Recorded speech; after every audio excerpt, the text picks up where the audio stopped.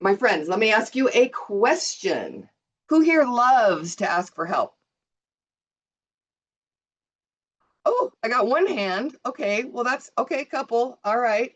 So I find it interesting that um, as female business people, solopreneurs, entrepreneurs, very often it's easy for us to fall into the trap of believing that we need to do it all on our own. I mean, let's face it, most of us run our households, right? I mean, we're taking the kids everywhere, we're making the meals, we're doing the shopping, we're running our businesses, we're doing it all. And most of us kind of feel like sometimes maybe we're doing it on our own. But the truth is, asking for support is not a weakness, it's really a superpower. We can whip out those capes that Katerina gives us all and make it one of our superpowers, right? When you allow yourself to ask for and receive help, you're opening yourself up to growth, to connection, to community, and to transformation. So I've provided a little workbook that goes along with this talk. You're welcome to use it with the talk. It is not necessary. You can download it after and do it as a little bit of life work for yourself. You can just grab a piece of paper to maybe write down some thoughts as I'm sharing with you today.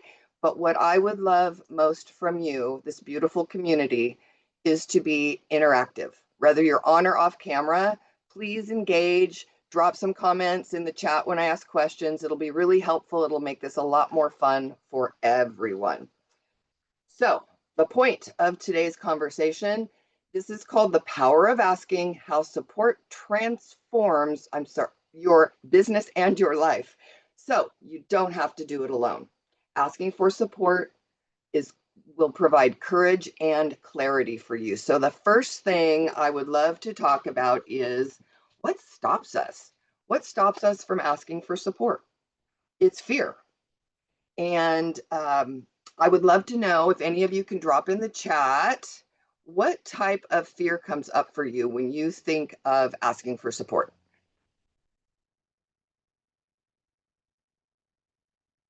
Get my mouse in the right place here. There we go.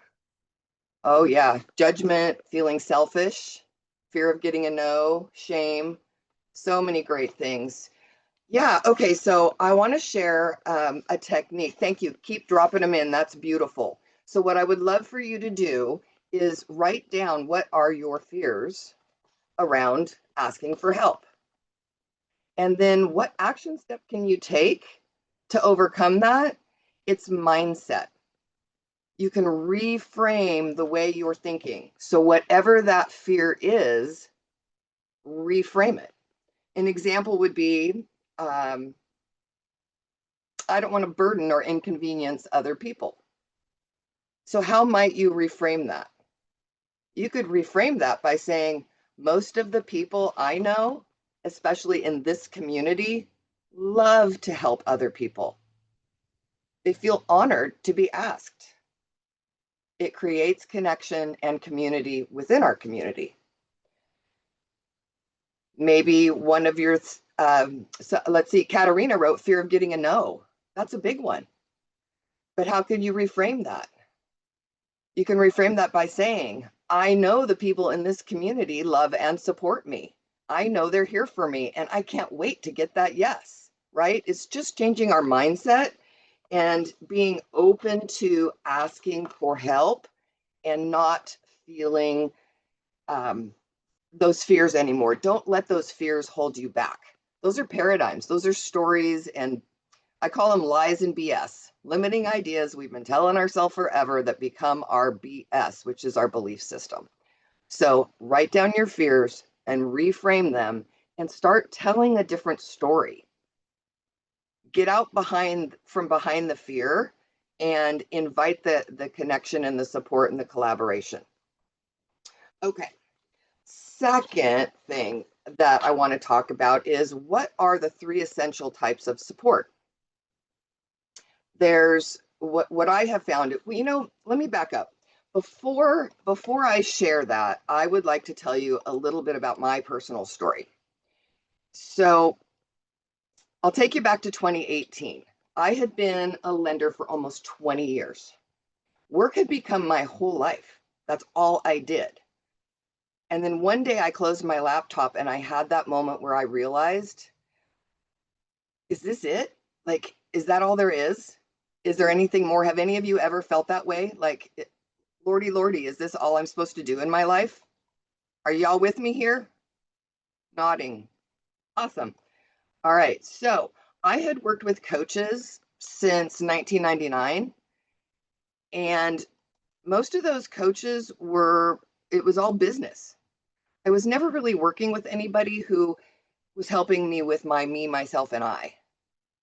And looking behind the curtain for me was really scary. Have any of you ever worked with a life coach where you're talking about your personal stuff, or a therapist where you're talking about your personal stuff? Yeah, it's really scary. It was inconvenient. Honestly, it was super uncomfortable for me, but I did it anyway. That step, getting that help, it changed everything for me. It uncovered a longing for a deeper relationship with my husband, who I had been with for 19 years at the time. Um, it also uncovered the fact that I really needed a community outside of my work. I had my husband and my husband's friends for social life, and then I had my business community. And I really didn't have my own personal community. And funny thing, in 2019, I found myself at a Polka Dot Powerhouse meeting. And when I first heard of it and signed up for it, I thought, Polka Dot Powerhouse, ugh, that name. And then I saw the colors and I'm like, oh my God, it's so girly. And then I was terrified to walk into a room full of just women, like so out of my comfort zone. And within 5 or 10 minutes of being in that room, I knew these were my people.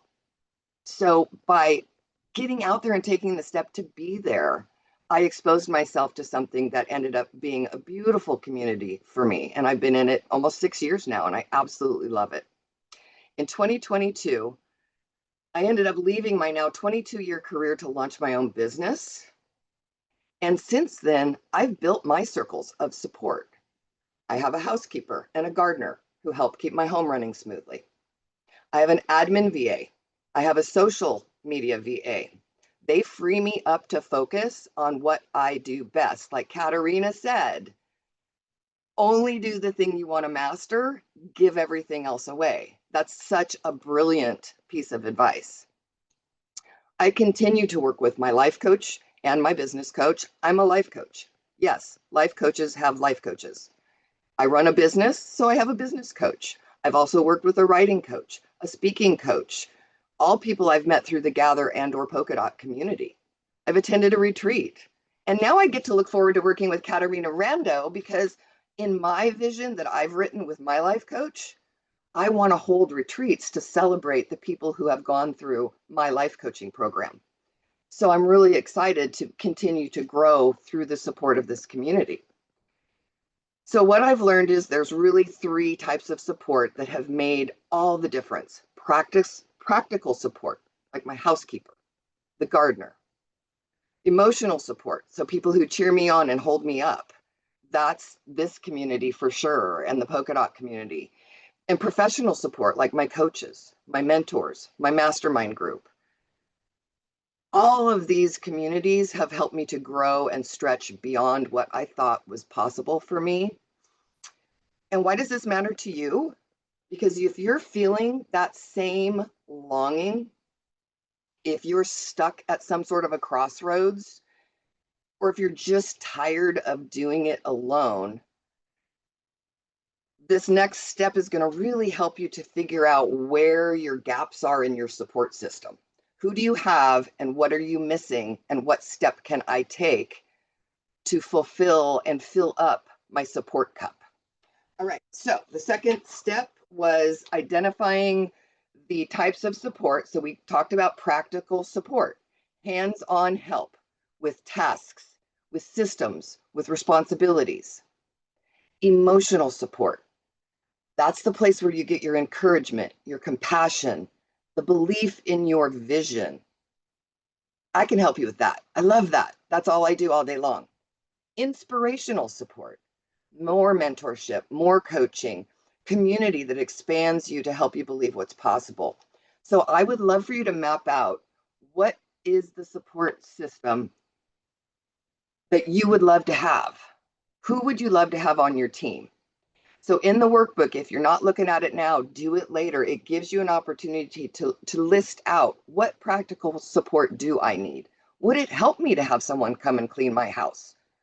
Would it help me to have somebody I love gardening, so giving that away was not an easy choice for me, but it frees up half my Saturday. So I did it. And I still go out in the mornings and play with my plants, and I get my grounding in, and I get that earth time, and I love it. And emotional support and professional support. Who do you need? Look around you. Look at all the people that are on this screen today. There is so much support here to help you. And I'm the perfect example of, like, one coach, not enough. There is somebody to help me with just about everything. Like I think I'm a serial coaching client, and I'm cool with that, right? Because I'm growing. I'm always on my green growing edge, looking for what can I do next? How can I be better? How can I be more fulfilled? And in return, that helps me be better at supporting others and helping others and guiding others. And I mean, I have goosebumps right now just talking about it. I love it. It just fires me up. Okay, step number 3 in the workbook is mapping out your support system. So there's a little diagram. It's got 3 circles. So what I would love for you to do there is put down the resources and tools you currently have in each of those areas. Who is helping you with your emotional support? What tools do you have for your practical support? What do you have? What tools, what people, what systems are in place to support you? When you have that filled out, at that point, you can figure out, because it'll be blatantly clear to you, where are my gaps? What's missing? This is a great tool for someone who is feeling overwhelmed but isn't really sure what they need. Like, what step do I take? What support do I need? Look at the who and the what you currently have in place, and it will tell you, kind of like Gina talks about intuition. This is like, it will tell you these are where your gaps are. Maybe you need emotional support. Maybe you need tactical support. And once you notice that, most important thing is what? Action, right? We can talk about it all day long. We can know we need it. We can think we want it. But taking action is the most important thing. Thank you, Stephanie. I love that too. Green and learning every day. Amen, sister. I would love to ask someone to share, or any of you to drop in the chat, what type of practical support would you love in your life? Hands-on help with tasks, systems, and responsibilities. What would you love? Let me pull up the chat. Share with people, because often what I love about the sharing is what one person shares may serve someone else, right? You may be like, oh my gosh, I didn't even think about that. I would so love that in my life. And what emotional support are you looking for to help you believe in your vision? Maybe to help you with your home life, right? Like, I wanted to be more connected with my husband. I'm sorry to say, after so many years, sometimes it just feels like your roommates. And I wanted to get back into feeling like I was dating my husband. And that support was really meaningful to us. And what inspirational support might you need? Susan, decluttering. Girlfriend, I'm also a professional organizer. You're speaking my language. All right. I'm going to read some of these. Oh, cooking dinner. Gina, your kids can't help. Technology. Leah. So Leah asked a great question here. How do you balance getting support and having the finances to do it? In the beginning, money can be tight, but the need is there. Okay. That's a beautiful question, Leah. That's mindset. So that's really about getting yourself into the vibration of believing that the money is there, coming from a place of abundance rather than scarcity. If it's something you need and you do it, it doesn't, I would say you can always take baby steps. Like maybe you get a small amount of help at first, um, and then that can always grow. But believing that the money will show up for you raises you to the vibration that it will, right? Like it's instead of saying in the morning, oh my gosh, I wish someone had, I wish I had the money to have someone help me with this. You say, and maybe add to your gratitude. I'm so happy and grateful that I have all the money I need to hire the support that I need at home. Changing, reframe, it's just like reframing the fear of asking to support to why support will come for you. The fear of not enough money, reframe that to I'm so happy and grateful that money flows easily to me. I'm so happy and grateful that I have all the support I need in my home to free me up to focus on building my business or to spend the time with my husband traveling, whatever the thing is. Some of these needs are great. So there are probably, if people are seeing needs on here and that's something that you serve, I would say maybe private message that person in the chat so they know what you do. Declutter and peaceful living, hire an organizer for sure. Chanel, yes, money flows to me. I love it. Okay, so we've got some great ideas. Thank you for sharing, everyone, on your practical, emotional, and inspirational support. Now, would anyone like to share when you think about which areas you have people and support in, what is the one area you feel you have the biggest gap? Where do you need the most help? Is it practical help like tasks, inspiration? Can we talk? Anyone? I can. Me? You hear me? Yeah, you guys can drop it in the chat or share if you would love. What do you Chanel? call that? Oh, I was gonna say my gap is I feel like I need more like accountability partners. I have a lot of people who I do business with, right? Like clients, but I feel like the gap for me now at this part of my business is people who are inside their business who can support me and hold me accountable for the things I say I'm gonna do. You know, thank you, Chanel, for sharing that. I think that's really important to us as business owners, entrepreneurs.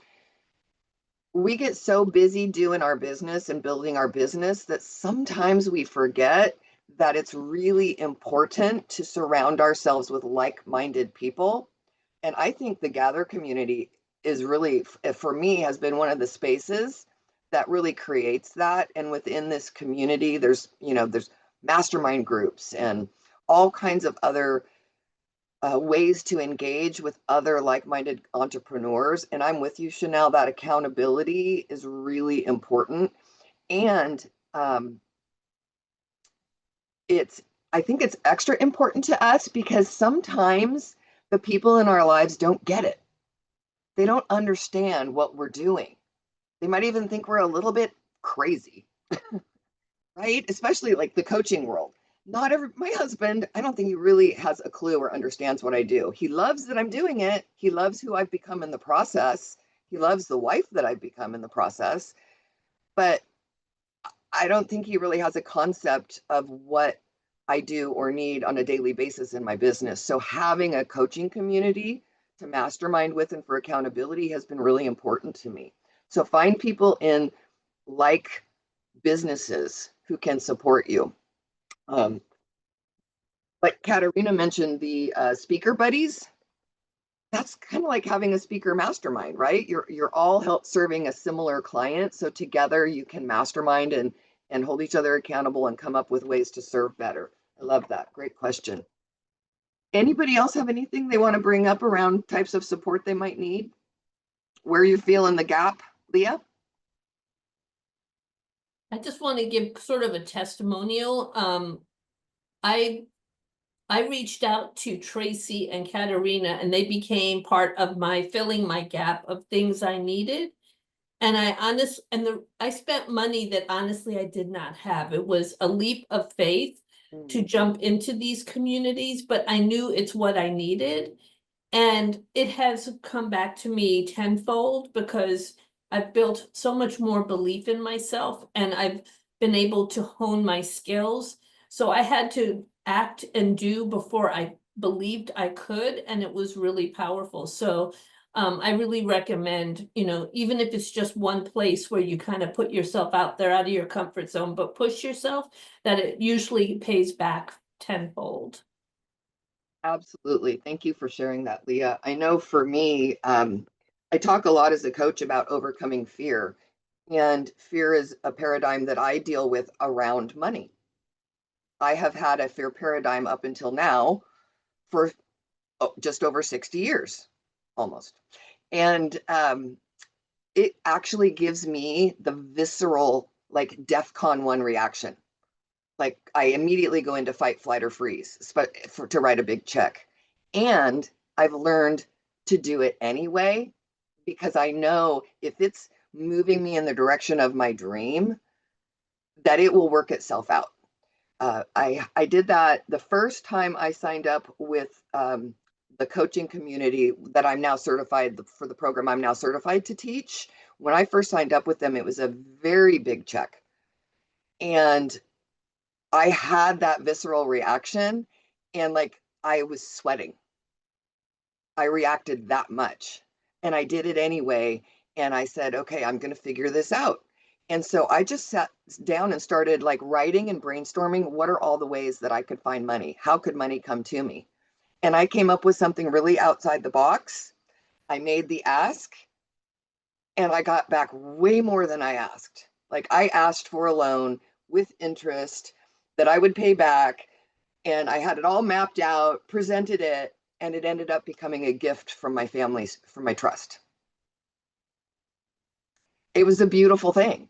And I was terrified to do it, but there it was. So that's such a great point, Leah. Whatever it is you're doing, if it's in the direction of your dream, if it's serving your vision, and it's in integrity, you will figure it out. The universe will provide.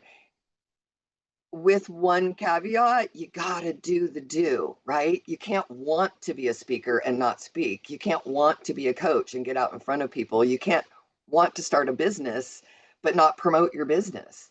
You also have to do your part. So thank you, Leah. All right. So creating your action plan, the last thing we were going to talk about was coming up with some steps. So does anybody want to drop in the chat or raise your hand, or share, you don't have to raise your hand, or just unmute and share? What step are you going to take to fill the gap that you just discovered you have? Anyone? It's not a confessional, folks. It's a safe space. Hey, Jana. Stephanie? I started outsourcing some of the technology that is, like Katerina always says, right? If it's not your jam, don't spend the time doing it. I started outsourcing it and had a little issue yesterday where my outsource was tied up and I needed to get something done. And I just did a bold move, right? I called Tracy, we talked through it. I did step, and got it. And then I said, and now it's going back to her hands because I know how to do it, which is good because I can fill in, but I really do want to keep that outsource of the technology because if it's not my time, I'm spinning my wheels and spending time on things that aren't my specialty. 100%. 100%. That's so important. And it's really easy for us to, so that can also be looked at as a distraction paradigm, distraction and delay. Like you get to the end of the day and you're like, oh my God, I was so busy today. What the hell did I accomplish? Like I didn't do any of the do's that I really needed to do. I just did all the other stuff. We've all heard of squirrels, shiny object syndrome. It's so easy to get busy being busy. And what's interesting is our subconscious is super tricky because when you're busy, you're telling yourself you're busy, like you're accomplishing things. Because you're just not accomplishing the things that you need to be accomplishing. So it's real tricky in that way. It'll be like, oh, good job, Stephanie. You're doing all the things. Way to go, Venetia. You got all those. You got the laundry done. You got the bookkeeping started. But maybe at the end of the day you didn't do the thing. So it's important to learn how to recognize those little voices that pop up to put us off of our path instead of redirecting it to the resource where someone else can support us and allow us to work on the thing we're mastering, right, Katerina? Yeah, awesome. Okay, so I'm excited you guys have an action plan. And I'll say again, there is the workbook. So if you haven't downloaded it, you can. It's not necessarily my freebie, but it's there for you. And I want to kind of wrap up the conversation with just remember that thriving in your business and thriving in your life, you don't have to do it alone. Look around you at all these beautiful ladies, right? There is so much love and support on the screen today. So the most successful women are the women who courageously ask for support and welcome support. Every time you ask for support, you are actually strengthening your vision. So I wish for each of you to step boldly into your power. The support you need is already waiting for you. You just have to ask for it. And asking for help isn't giving up. It's refusing to give up. And that's a quote by Charlie McKessie. I never say that name right. So use the workbook as a little bit of life work for you. And I wanted to share with you that, let me find my little notes here.